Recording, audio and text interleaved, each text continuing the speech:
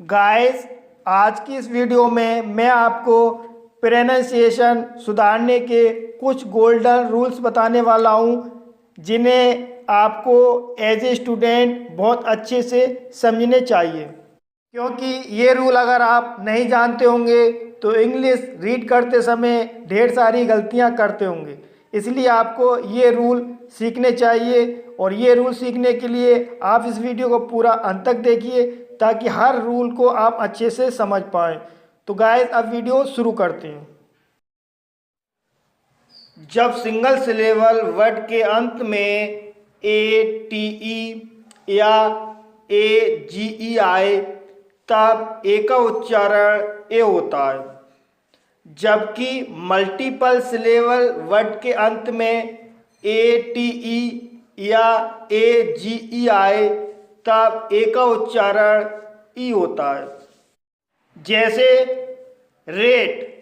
Rate एक single syllable word है क्योंकि इसमें एक वाउल साउंड आया है और इसके अंत में ए टी ई आया है, इसलिए ए का उच्चारण ए होगा, इसलिए इसे रेट पढ़ा जाएगा। सेपरेट। यह एक मल्टीपल सिलेबल वर्ड है क्योंकि इसमें एक से ज़्यादा वाउल साउंड है और इसके अंत में ए टी ई आया है, इसलिए ए का उच्चारण ई होगा, इसलिए इसे सेपरेट पढ़ा जाएगा। स्टेज। यह एक सिंगल सिलेबल वर्ड है क्योंकि इसमें एक वाउल साउंड आया है और इसके अंत में ए जी ई आया है, इसलिए ए का उच्चारण ए होगा, इसलिए इसे स्टेज पढ़ा जाएगा। इमेज।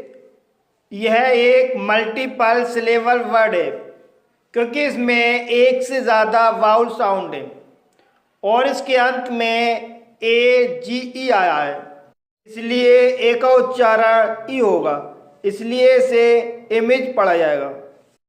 तो गाइस, सिंगल सिलेबल वर्ड के अंत में ए टी ई या ए जी ई आए तब ए का उच्चारण ए होता है, और मल्टीपल सिलेबल वर्ड के अंत में ए टी ई या ए जी ई आए तब ए का उच्चारण ई होता है। ये बात आपको अच्छे से ध्यान रखनी है ताकि जब आप इस तरह के वर्ड पढ़ें तो उनका सही से उच्चारण कर पाएँ। इसलिए मैं आपको थोड़ी सी प्रैक्टिस करा देता हूँ जिससे आपको ये रूल याद रहे।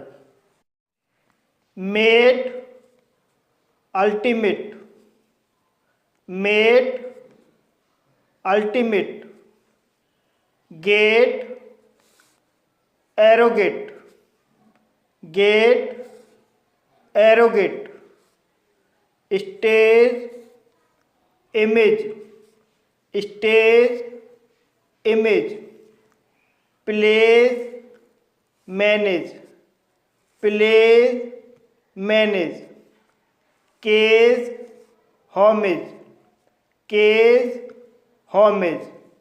गाइस, अब आप अच्छे से समझ गए होंगे कि कब आपको ए का उच्चारण ए करना है और कब आपको ए का उच्चारण ई करना है।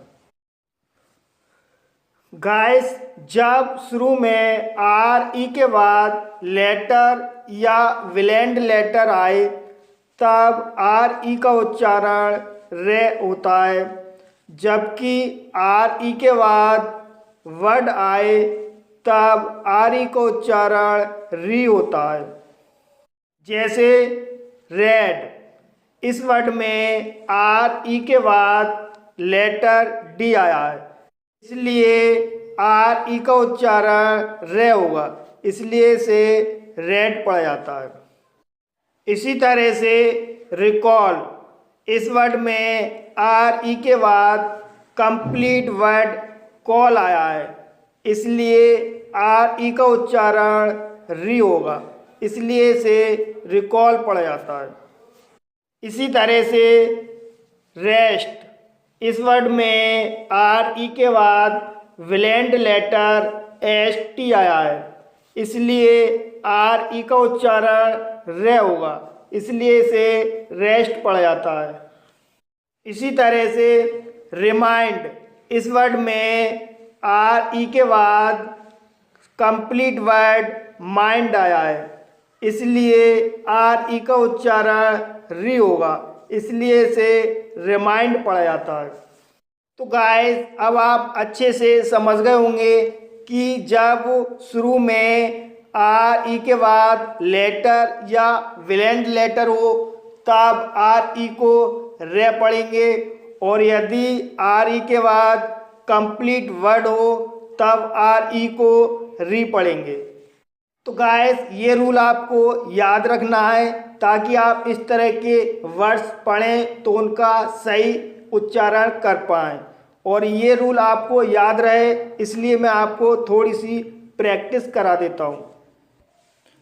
Rent, remark, rent, remark, refer, retake, refer, retake, rend, resource, rend, resource, rack, resume, rack, resume.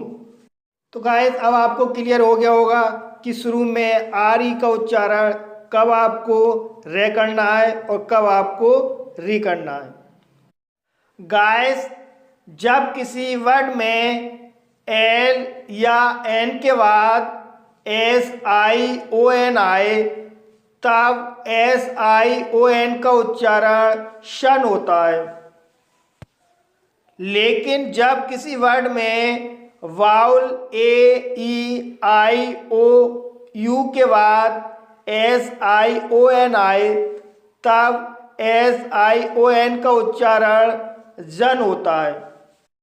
जैसे टेंशन, इस वर्ड में एन के बाद एस आई ओ एन आया है, इसलिए एस आई ओ एन का उच्चारण सन होगा, इसलिए इसे टेंशन पढ़ा जाएगा। इसी तरह से इन्वेजन, इस वर्ड में ए के बाद एस आई ओ एन आया है, इसलिए एस आई ओ एन का उच्चारण जन होगा, इसलिए इसे इन्वेजन पढ़ा जाता है।